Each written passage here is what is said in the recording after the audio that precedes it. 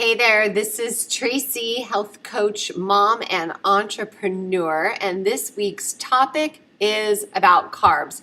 And I'm so sorry that I'm tardy on this video. It's been a crazy, crazy week. And my goal here is to inspire you always to live your best life, make the best choices for your body, increase your energy, eat clean, and to get fit. Of course, fit is fun. Okay, well, what's good and new with you? And this is what you're going to talk to me about on our conference call. How are you doing with your protein, with your cardio, and with your strength training? Those are all videos that we've done in the last few weeks. And are you writing in your journal? Mindset is super duper important, and I would love to make sure that you're doing your homework. Why should we eat carbs? Well, my favorite reason is it increases our energy. And Harvard says carbohydrates provide the body with glucose, which is converted to energy to use to support bodily functions and physical activity. And we need that glucose, which becomes glycogen, which is stored in our muscles so that we can move. And you know how I feel about movement. It's my favorite form of Prozac. And eatingwell.com says we need carbs because it boosts our mood, which it's because it increases our serotonin. It promotes weight loss with all of the fiber in the carbs and heart health by lowering LDL cholesterol. That's the bad cholesterol. We want to lower that, and some of the types of fibers and other things in the carbohydrates will help with that heart health. And Mayo Clinic says your body needs carbs to function well. Okay, so essentially we need all food groups except for the junk food group. Now, there's 3 types of carbs that are just the basic. So when you look at a label on a thing, you'll see like the total carbs, and then you'll see the fiber and the sugar, and then we also have starchy carbs. So fiber is really, really important in the American diet, well, in all diets, but most people don't have enough fiber. So we want to have about 35 grams of fiber a day. Fiber is a complex carbohydrate, which means it slows the absorption of your food into your bloodstream. So that's actually good because it makes you feel full, and it doesn't spike your blood sugar when you add fiber to a meal. And 35 grams may sound like a lot, okay, and a lot of you are not getting enough. So please pay attention and figure out how many grams of fiber that you're getting in a day. And if you're only going to the bathroom like once a day or once every other day, chances are you are not eating enough fiber, and you're probably not drinking enough water as well, because you need both.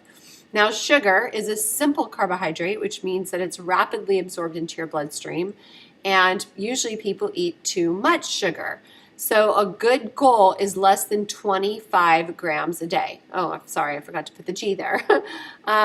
So you really, really, really want to stay away from anything that's going to spike your blood sugar, because it will create an insulin ejection by the pancreas. It will secrete insulin, and insulin is your fat storage hormone, so we don't want that.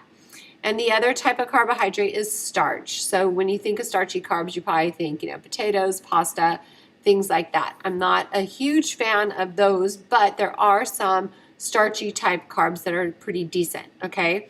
So whenever you hear the terminology net carbs, I get asked this question a lot. It's essentially the total carbohydrates less the fiber, and then also it's less like what we call a sugar alcohol. They have to deduct that as well to come out with your net carbs, and that essentially is what really the difference is on your blood sugar, okay? So you're looking for less sugar, more fiber with your carbs. And also, you've probably heard the term glycemic index. Essentially what it means is how quickly your blood sugar is elevated from eating that food, okay? So 100 on the glycemic index would be glucose. So that's the highest, effect on your blood sugar. And we want to really eat mostly low glycemic foods, because we don't want that fat storage hormone kicking in, the insulin, and us getting that spare tire around our waist, right? We want to maintain level blood sugar, and it's really important because we do not want to be on that insulin roller coaster. Now, the insulin roller coaster, essentially, which I'll cover in my sugar workshop, is what happens in a typical American diet. You eat crap and it spikes your blood sugar, and then a few hours later, it plummets you way down. What we really want is to roll in. Oh, look, I can use this pen. We want to keep our blood sugar,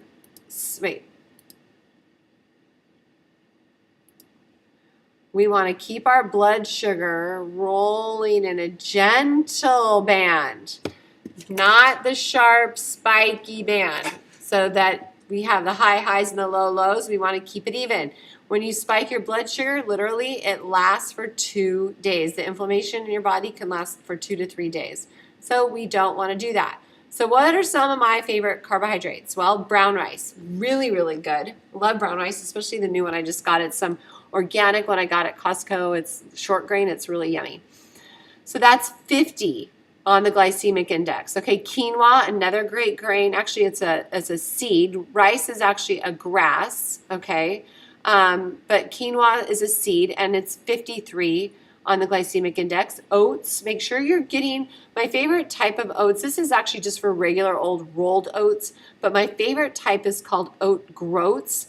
So you have different oats. You have oat groats, that's like the whole oat. Then you have the steel cut. That means they've taken that oat groat and they've cut it, and then you've got your steel cut.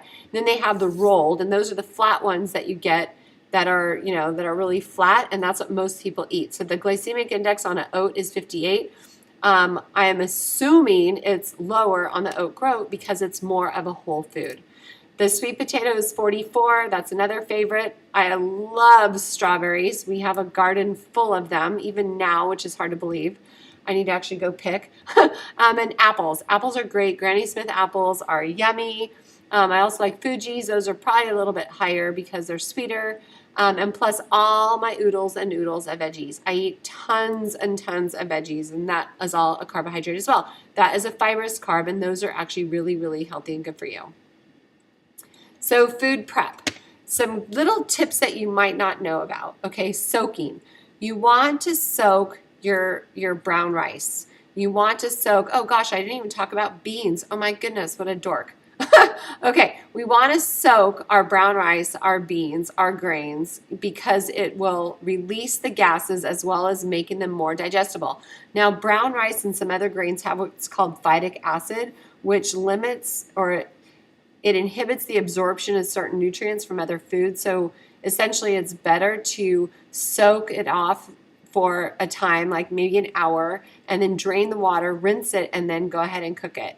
So it's really helpful. I don't do that all the time. I've got to be honest. I get in busy land and get hurried up and don't do that, but it's really good if you can, okay?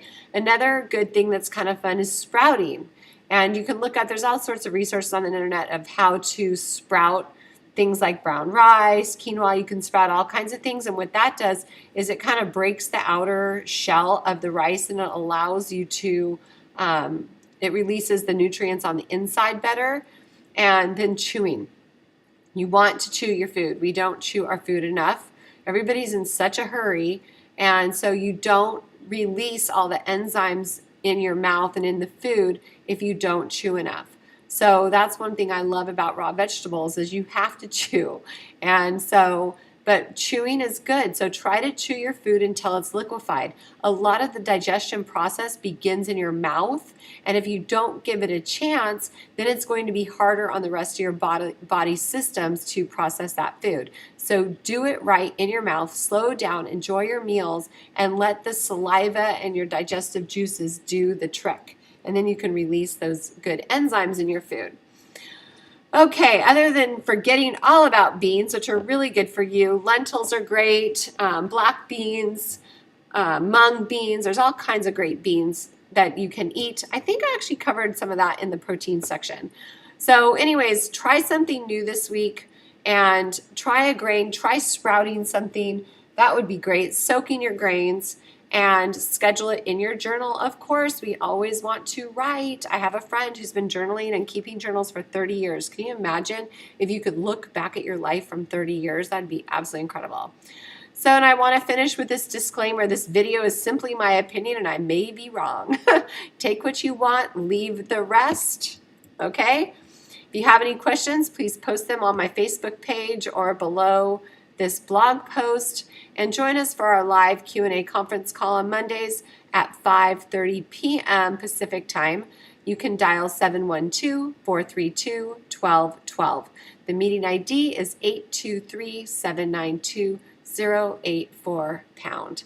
So that's it. High Energy Girl signing out. Have a blessed day.